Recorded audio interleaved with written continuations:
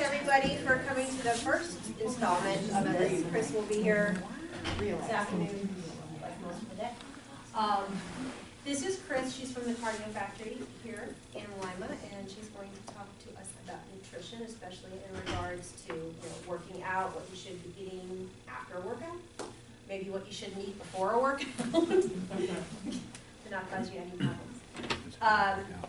She does not have any handouts for you right now. She's going to email her outlines, and we've already talked about what she's going to put on the quiz to give everybody. So it will be short and sweet, and we should have that out to you as soon as we have it back from Chris. So, okay, thank you. Hi, my name's Chris, like she said. I've been doing this for 20 years. I'm a nutrition specialist and a personal trainer. Today I'm going to talk to you exactly about that, fueling your body pre-workout and post-workout. Can everybody hear me? Mm-hmm. Okay, good. I'll probably sit, stand, jump around, I don't know. I have nervous tendencies. Okay, first off, is everybody exercising currently? No. I'll go over that later. Okay, before you exercise, everybody's system is different. What you want to do before you exercise is dump a complex carb in your body, okay? We either have a simple carb or a complex carb, just meaning it's either a simple sugar and it's going to dump in your body, you're going to process it all fast and get energy from it, but you're also then going to crash after that, okay? It's the chemical bond, whether it's a simple carb single or whether it's a complex carb, and then it's just linked like a necklace together with the sugar molecules. And your body breaks that down differently.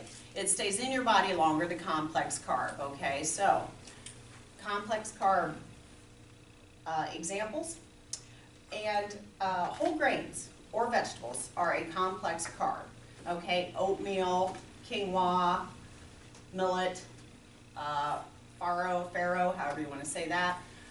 There's a lot of whole grains out there that a lot of people don't even know what the heck I was just talking about, okay?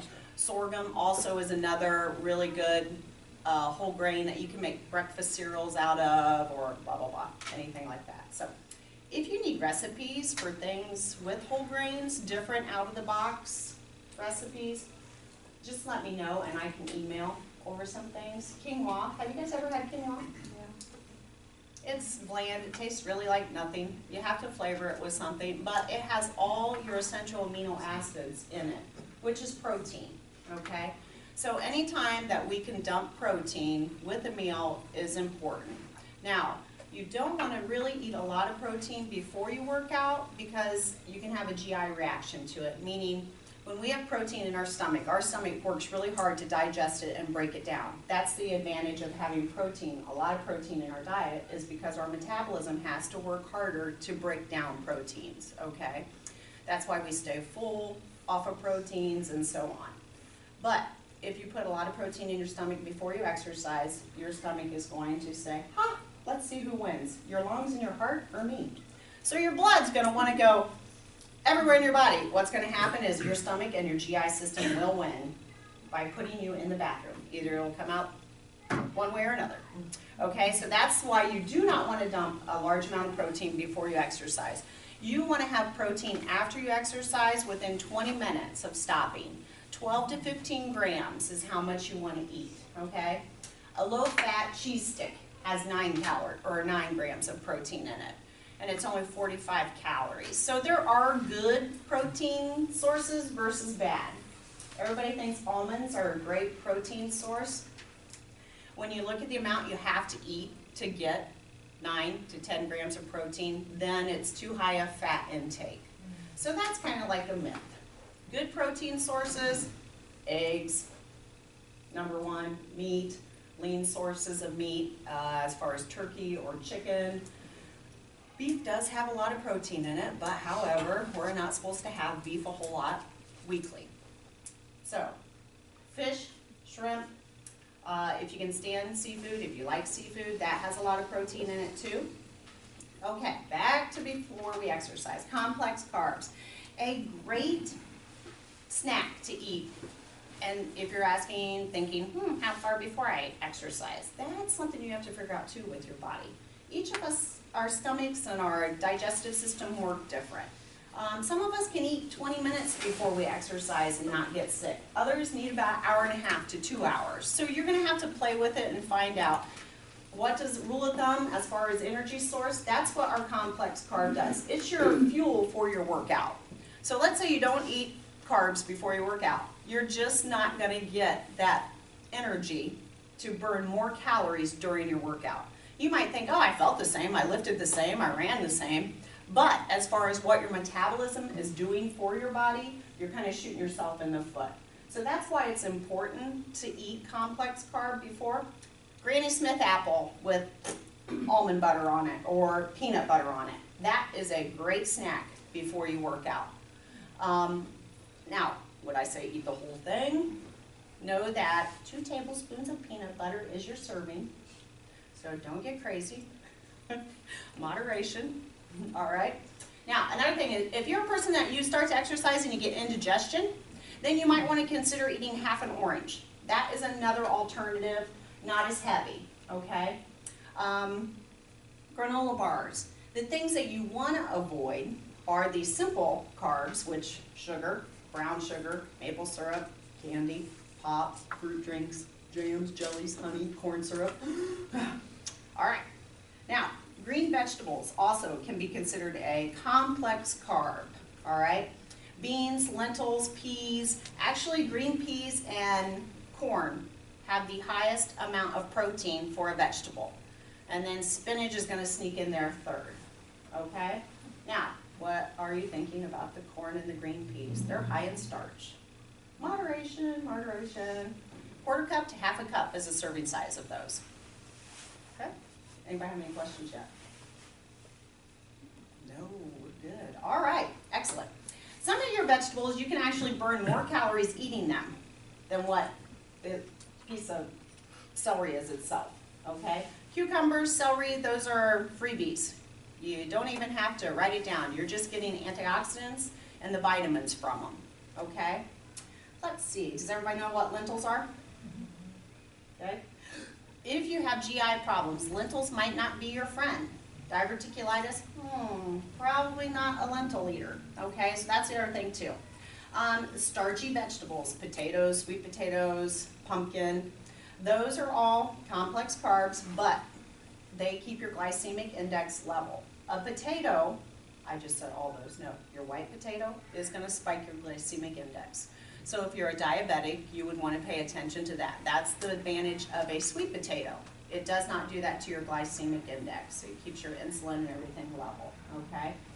So actually, some Greek yogurt on top of a sweet potato before you work out, tablespoon of that, that would be a good workout, pre-workout food too. When you're done working out, Greek yogurt is also a good dump for protein afterwards, okay?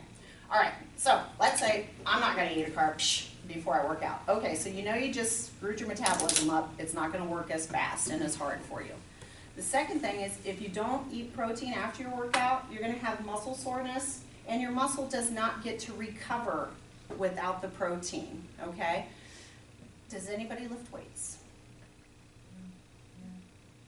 HIIT training, RTX, anything like that, functional body training, planking, using your body weight, perfect. You want to eat that protein because what you just did to your muscles, you want them to recover. And you don't want to be sore all the time. I mean, you want to know that you've exercised, but you don't want to, walk down the hallway going, well, you could, I guess. I don't know. But, so that's the advantage of dumping protein within 20 minutes after, like I said, 12 to 15 grams, okay? It's to help your muscles recover.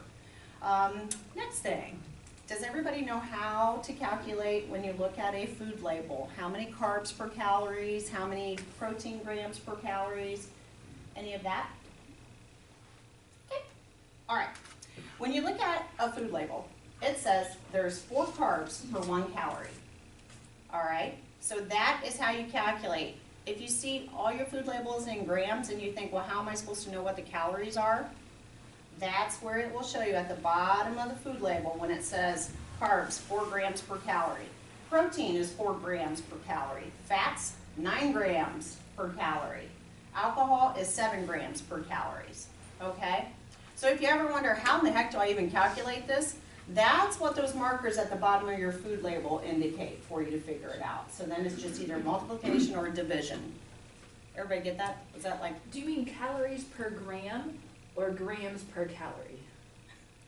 I always say it just backwards. Okay. Yes. You mean 4 calories per gram for carbs.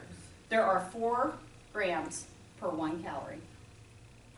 So you eat 4 grams of carbs to have 1 calorie. Yes, yes.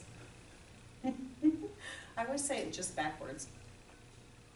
So let's sit down and figure that out. Let's do it backwards, because maybe I am saying it backwards now. Okay, so let's say your food label. I should have brought a food label. It shows that you have 32 carbs in it. So you would take that and divide it by 4. And that's how many calories. Okay. So you get 8 calories from the 32 carbs Okay. that were in there. I probably did say it backwards. Does that make sense? Okay, protein, fat, because fat's the worst for us, and as far as what we should be eating per day, your protein should be in a range of 45% of your daily intake to 55%, okay? If you're looking at, I'm eating 1,200 calories a day, what range should I be eating per carb, protein, fat, or sugar, all right? As far as carbs, that's gonna be, yep. What about a protein shake after you work out? Is it the same? Yep, yep. You know, the whole thing of whether it's a synthetic process, whether it's whey protein, whether it's from a plant, all of those things figure into it. Everybody will tell you meat is the best sort because it's natural, or it's, you know, not something made in a blender. But if you need something, it's better than nothing. Okay. One thing with women, we should not dump more than 21 grams of protein at a time. I know a lot of times the protein shakes have a lot of protein. So just look at how many protein grams there are in a scoop. So you can get some that are up to 40 or 50 grams in one shake. With women, that's too much for us to digest off. A man can get away with doing that because they have 30% more muscle mass on your body to begin with. So as far as a woman, I've had people where they take the protein shakes, it's over that amount, and then they end up gaining weight from it. Also, the other thing with a protein shake, sometimes you might get bloat from it, or you just feel full. But no, you can do either. We have a gentleman that brings in protein brownies. They're called Simply Delicious. That's another thing. You can order them online. They're only 156 calories, and they have 20 grams of protein in it.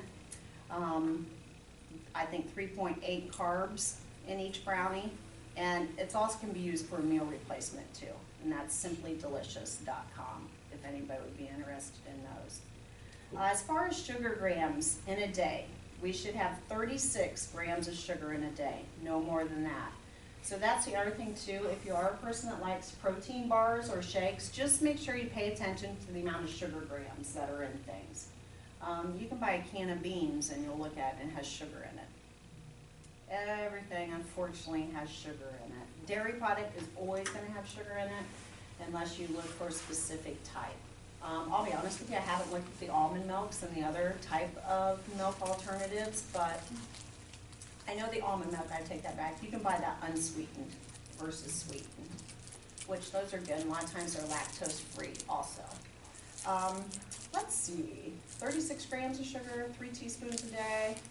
When you think about it, 3 teaspoons, I don't know about you, but doesn't that seem like a lot of sugar? No. 3 tablespoons, I mean, 3 tablespoons.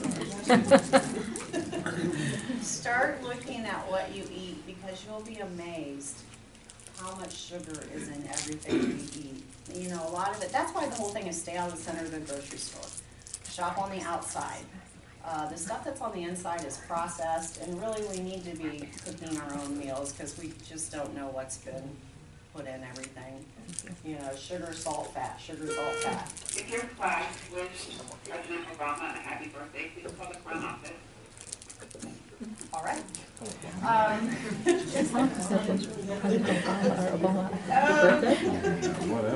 Another good carb that you could eat beforehand would be a banana, but that might again cause some indigestion problems. Let's see. Greek yogurt. Greek yogurt is very bitter. You can buy it with the honey and flavors, but there again, watch the sugar content because they've added sugar to make us like it. Let's see, and you can freeze Greek yogurt and eat it like a smoothie. Do you guys do smoothies at all? Yep. Morning smoothies? Try to sneak kale and spinach in that and get some kind of a green vegetable in that in the morning. I had a lady that was bringing in smoothies. Oh, I love these smoothies, they're so good. She'd put 2 mangoes in each smoothie. We sat down and figured out the sugar. It was like 1,600 grams of sugar that she was, and she was like, but it's all natural, it's fruit. Yeah, it's fruit. It's not as bad as eating a candy bar, but still, it is a sugar. Okay, let's see. Milk. They have milk out now that's called Fairlife. Have you guys seen that? That's a great product. I recommend that. It comes in chocolate. I don't know if they have it in vanilla or plain because I'm a chocolate person. You can get it at Walmart. It comes in a small bottle. You can get it for like $1.50 on sale there. It, again, is a great meal replacement, or if you've got to dump something after the gym and you just can carry it with you, or you can refrigerate it or whatever. That's a really good source too. Quinoa salad.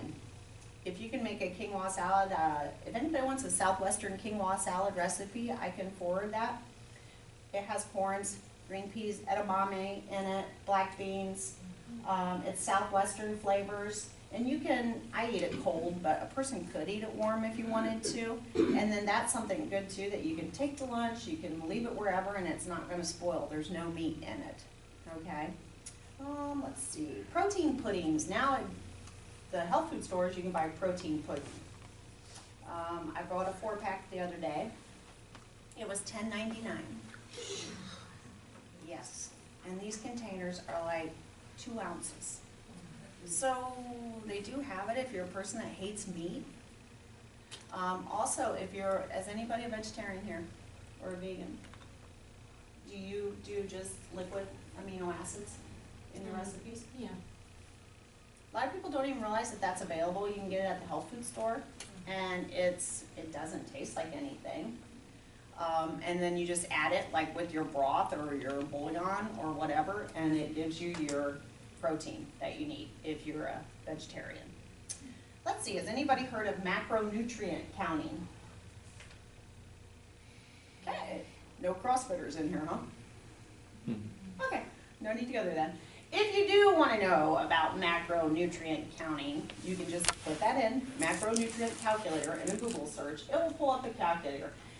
I'll be honest with you, unless you're a person that's running out there to get 95% of your heart rate during your workout and you're just killing yourself, you probably wouldn't want to take the time to be a macronutrient calculator person. It's a spreadsheet and everything that you eat is documented. Okay, good, I'm glad we don't have to go into that. There will be no questions on that. Okay, the other thing is, if you ever want to know, there are so many sources out there to find menus for fast food restaurants. You know, I want to go out to eat. I recommend everybody get online and look at what your choices are going to be before you go out so you don't shoot yourself in the foot. Obviously, the next thing you could do when you're going out to eat, just tell the waitress, hey, put half of that in a box. Don't even bring it to me. Okay? And then it's ready to go. And you aren't even tempted. NutritionData.com is a great website for any type of food, any information that you want to know about. It's like overkill. But it lets you put in exactly the amount that you're looking for, which is nice, and then it does the calculation for you. Instead of everybody just saying, oh, this is 1 cup, 200 calories. If you put in a 1/4 cup, they do all the work for you and they change it on a real nice diagram. Okay, protein powders. Animal whey protein versus plant proteins. If you're a vegan, you want a plant protein. If you go to buy a plant protein at a health food store, they're very, very expensive. 3 to 5 times what whey protein costs. But some of us have problems digesting protein powders or supplements, so then you might want to consider trying one of the plant protein alternatives. They've only been out maybe a year, year and a half on the market. They're really getting big, so hopefully the price will come down. But I looked at a half-a-gallon container of whey protein. I think it was $18.99 at GNC, and the plant protein. Now, it was the best one that they have, so they say, $48.99. Same thing. So, you know, but if you're a person that's had any kind of bariatric surgery or any GI problem, it might be the only choice you have. I would look online because it might be cheaper online. Okay. Does everybody know how many calories a day you're supposed to be eating? Okay. The answer to that is, it's 10 calories per pound to maintain your body weight. Okay?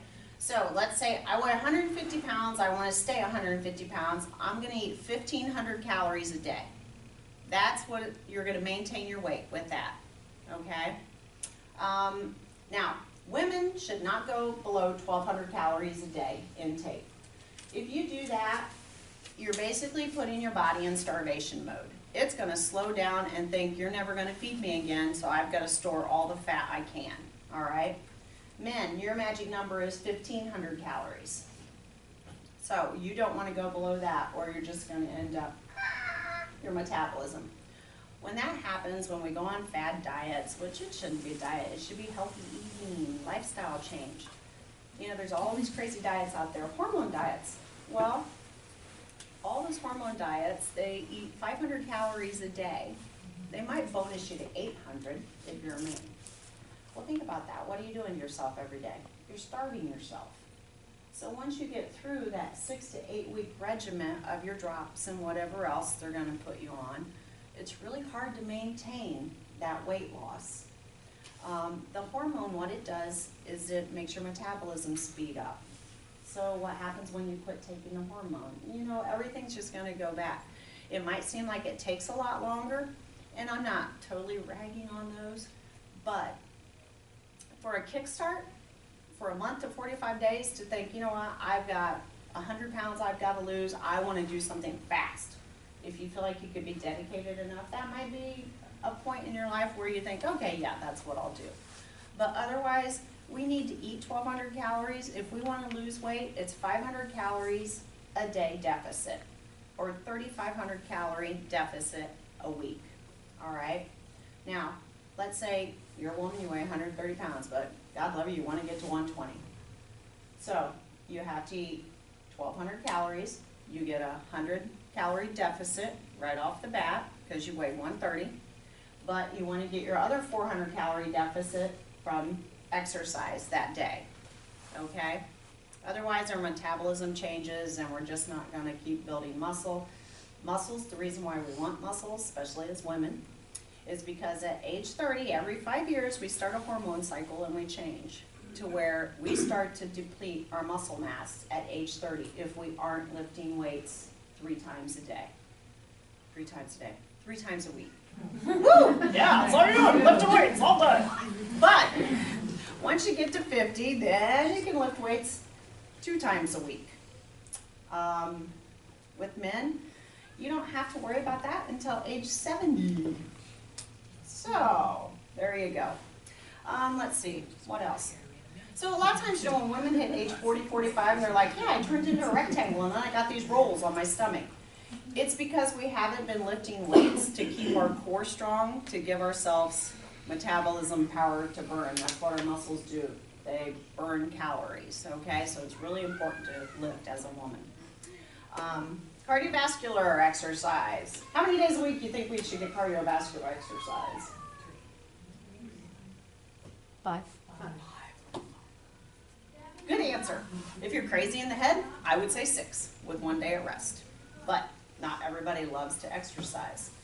And the whole thing too, with exercise, okay, there's magic numbers. If you've allowed yourself to get 25 pounds overweight, you need to do 45 minutes of exercise, cardiovascular exercise, all right?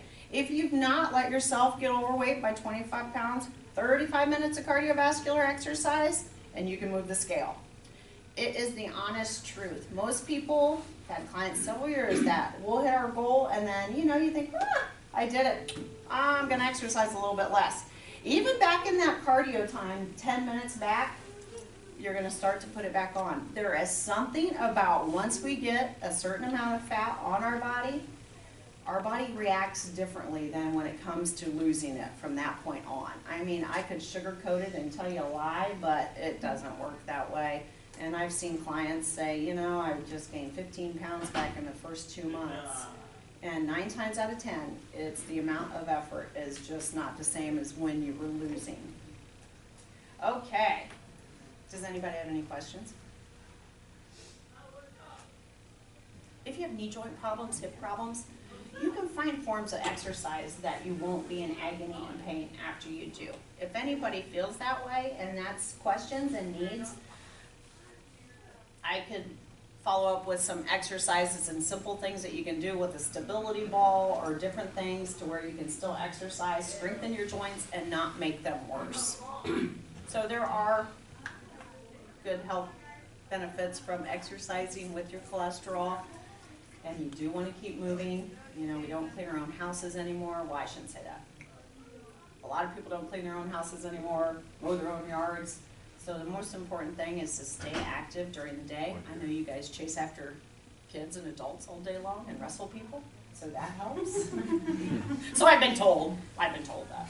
But anyways, if you guys ever feel like you want to do a 30-day challenge of exercises at work, to where you look at your partner at work and say, did you do 30 kicks today? Did you do 30 air squats? Let me know. I'll establish a 30-day, 30 rep exercise guideline where the first week you do this, second week you do that, third, fourth, and then at the end of the month, all of you hopefully would feel better and maybe have a smaller waist. So just let me know if there's any need for that. Anybody have any questions? You guys are really easy. Nope. All right. Cut and dry. It's a wrap.